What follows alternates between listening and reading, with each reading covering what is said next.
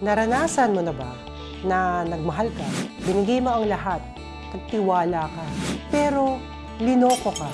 Tapos, sa gitna ng pag-move on mo, or sabihin na natin, nag-move on ka na, biglang bumalik.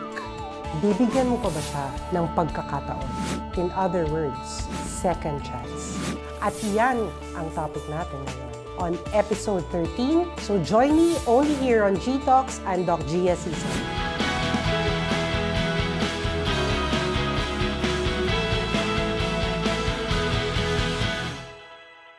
Are you the type na fool me once, shame on you, but fool me twice, shame on me? Or are you the type that you'll give it another shot?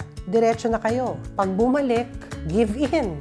Parang sobrang lambot ng puso. Basta, pokmaru.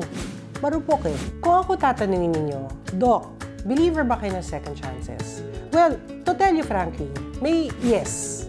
Okay? I'm a believer of second chances. But, may conditions ako. Ito yung mga physical abuse, verbal abuse, emotional abuse, any type of that. That is non-negotiable for me. Hindi na yun deserving of a second chance. So, paano namin malalaman kung deserving ba yung isang tao of being given that so-called second chance? Number one, tanungin nyo sa sarili niyo, are you still willing to give that person a chance? Remember guys, kayo yon ha?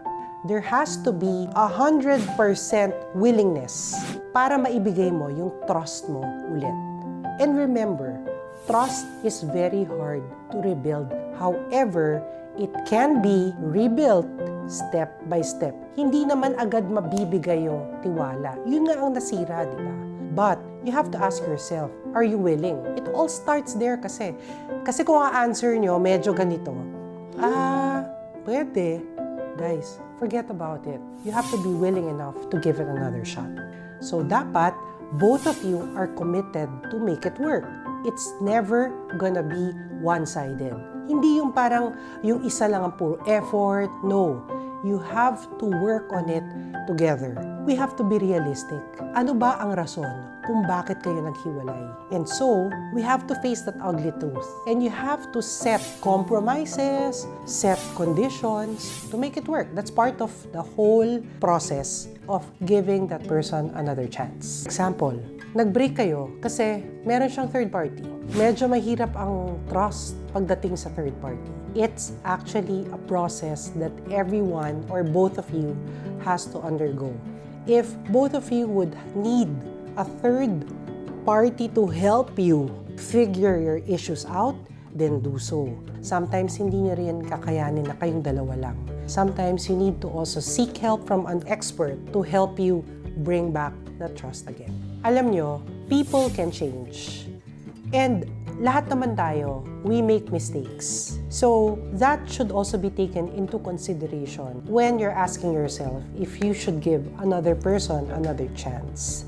And remember, the best apology is change of behavior. Prove yourselves that you're worthy of second chances. Kung parang pareho rin dati, tapos papasok ka na naman sa relasyon na dati nang nasira ka, bakit mo pababalikan? Eto pa, ready ba kayo to give it another shot? Now, being ready is another whole question you have to ask yourself. Dapat 100%. Kasi kung hindi kayo ready and pipilitin niyo lang kasi kailangan dapat sabi nila, deserving siya Minsan, andyan na rin yung pressure from family, from friends. Kasi labeled na kayo as high school sweethearts, yung parang sasabihin nila, uy, kayo talaga ang meant for each other Kayo talaga yung bagay. Tsaka, uy, kayo na ulit, please. Kasi talagang yung compatibility niyo ang lakas Pero, yung sa sarili mo, ayaw mo na talaga. There's such a thing rin naman kasi na parang punong-puno ka na. And it just won't work. If that's the case, then don't even give it a chance. At the end of the day, hindi naman sila ang makikisama doon sa partner mo It's gonna be you. And you will have to live up with whatever decision you make. So be careful about that. You always have to ask yourself, introspect yan, kung talagang willing ka at kung talagang mahal mo pa. tatanungin ninyo, paano nga malalaman kung ready na ako magmahal muli sa isang taong minsan nang winasak ang puso ko? Diyan na papasok yung, at the end of the day, I love this person despite of and in spite of. Sometimes nga, hindi mo yan mapapaliwanag pero nandun. Nandun yung puso mo na willing kang sumugal ulit. Now, what happens kapag binigyan mo ngayon ng second chance? Ang relasyon nyo, you may have to start from scratch. Pag rebuild mo yan, hindi naman yan agad tatayo na maganda, di ba? It's a work in progress. You have to work and take steps one day at a time to make your relationship work. A lot of the relationships I know na second chance ito gusto kasi nila bumalik agad yung spark. They're believers of love is sweeter the second time around, but it's not all about being sweet naman.